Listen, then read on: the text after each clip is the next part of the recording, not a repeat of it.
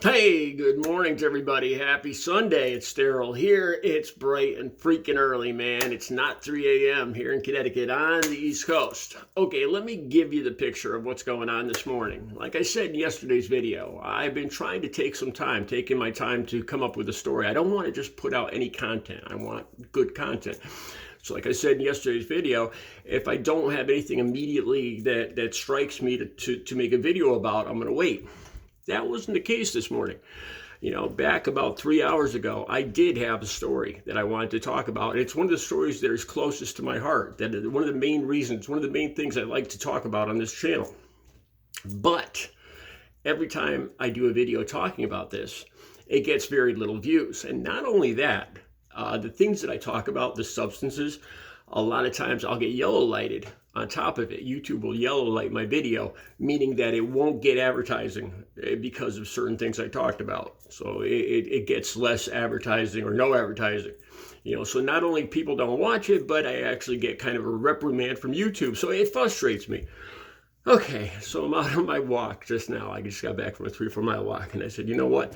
I want to talk about this regardless. So here it is. That's why I'm a little pissed off. Okay, I'll put the links down below. I pulled these links up 3 or 4 hours ago, so I'm just going to see if I can find them again to put down below in the description. This is what I originally was upset about. Donald Trump, of course. Basically, let me just give you straightforward. Donald Trump lied, big surprise, about when he was president the last time, from 2016 to 2020.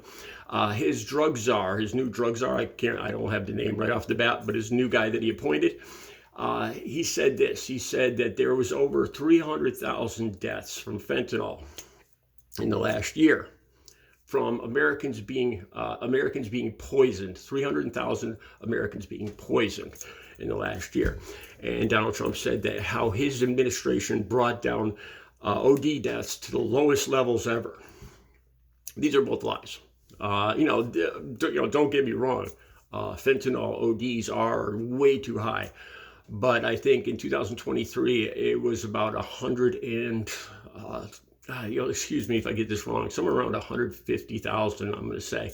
I'll have the links down below. So it's about half of what the drug czar said. But that's not what pissed me off. It's him saying that Americans are being poisoned. I'll get to that in a second. And Donald Trump, when he went into office, the levels were about 6,000 ODs or 12,000 ODs a year. And when he left office in 2020, it was, I believe, 60,000 a year. So no, that's a big lie. It actually went up considerably, several times over by the time he left office. So it's a bald-faced lie. Like I said, the links are down below. Just Google it yourself, and you'll if you don't believe me. Okay, this is what pisses me off, and I'm going to explain it to you guys. When people like this, they're using the disease of addiction that I have. I've been in recovery for over 18 years, since October 23rd of 2006. I've been completely clean and sober. And they're using the disease of addiction in a political, racist manner to try to get people to be angry or hate one group of people and blame this on a specific group of people. Look, Americans are being poisoned by these people. And I know for a fact that is not the case.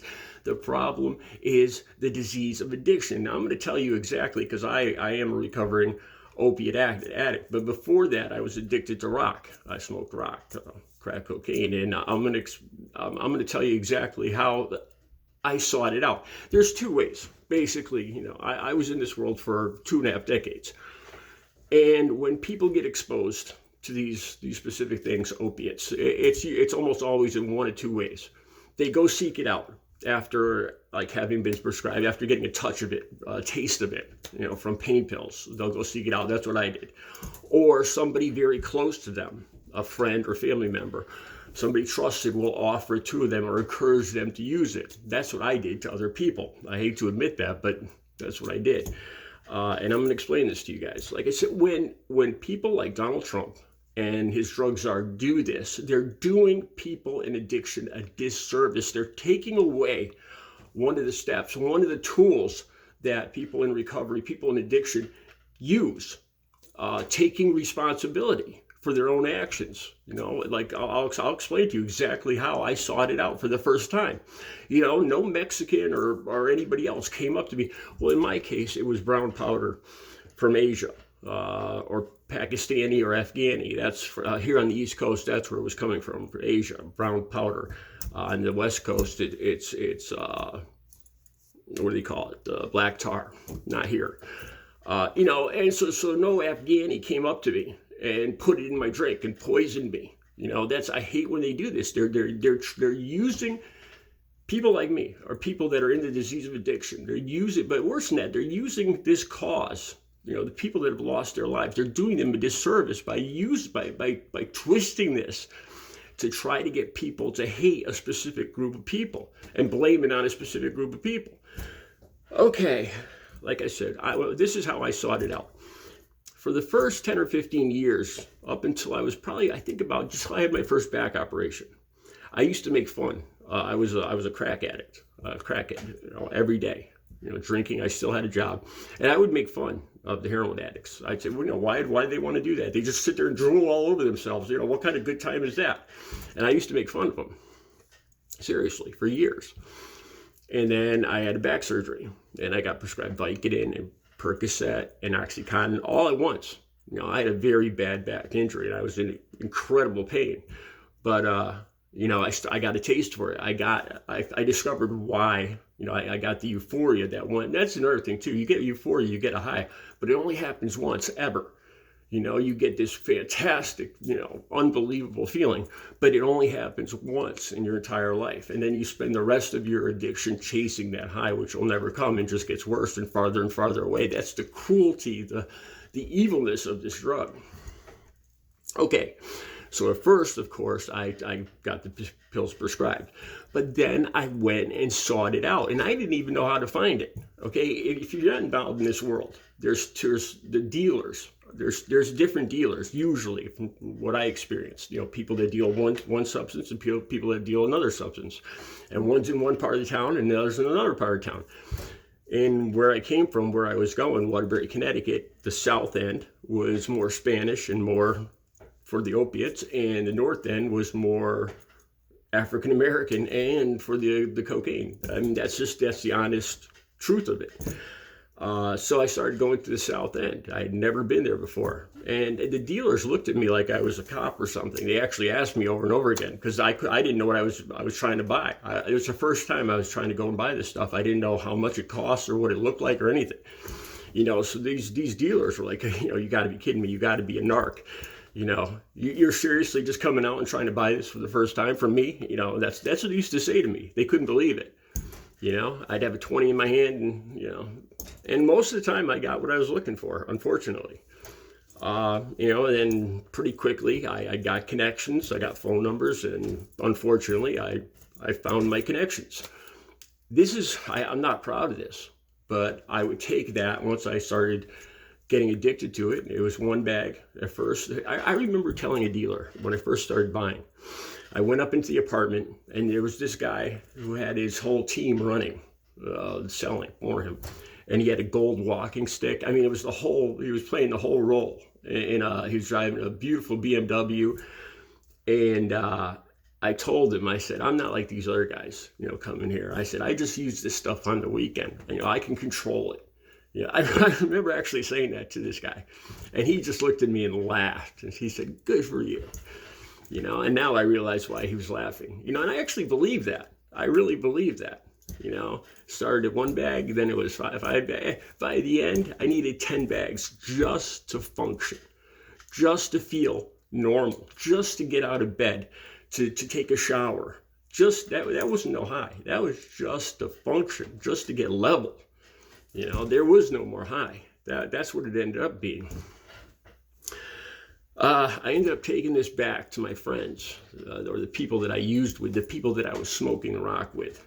And I remember tempting them. I'm so ashamed of myself right now, for doing that. I don't even know, I don't know why I did it. Probably just to get more people involved, so I would get more. There'd be other people buying it that I could leech off of, I imagine. But I remember offering it to other people, You know, so I was one of the bad guys. I was one of those ways that other people start using this, you know, and some of them turned it down and some of them didn't, you know, and most of them turned it down, you know, because they, believe it or not, they were actually, you know, a lot of my friends had people at that time that had already seen friends and family members OD and pass away from it. So they kind of were hesitant, whereas I was stupid and I actually got addicted to it, you know, and I went all the way down into the deepest, darkest depths of heroin addiction. 10 bags a day, every day, just to get straight. I sought it out, you know. No little Afghanistan man came up to me and put it in my coffee or, you know, twisted my arm or anything like that, you know. I sought it out. I hate when they do this. They twist addiction for political purposes just to get Americans to be so angry at a specific group of people, in this case, Mexicans. You know, that's what Donald Trump and his czar are doing. They're and it's working. You know, they're saying, look, these people across our border are poisoning your friends and family members and people you love. You know, it's a war. They're taking their lives. And the truth of the matter is, if the people here weren't flashing the money and seeking it out, it wouldn't be being shipped here. If there was no demand, there would be no supply. There would be no money going back to the cartels to fund all the violence and everything that's happening down there that people are coming here to get away from. Addiction is the root cause of all this, not one particular group of people. When people say this for political or racial reasons, it does a disservice to people in an actual addiction. It takes away, takes a tool, the tool of taking responsibility. Don't listen to that crap. Recovery is possible. I've been clean and sober since October 23rd of 2006. I'll say it again. Recovery is possible. The best life I've ever had these last 18 and a half years, 18 years and 2 months. Have a good Sunday.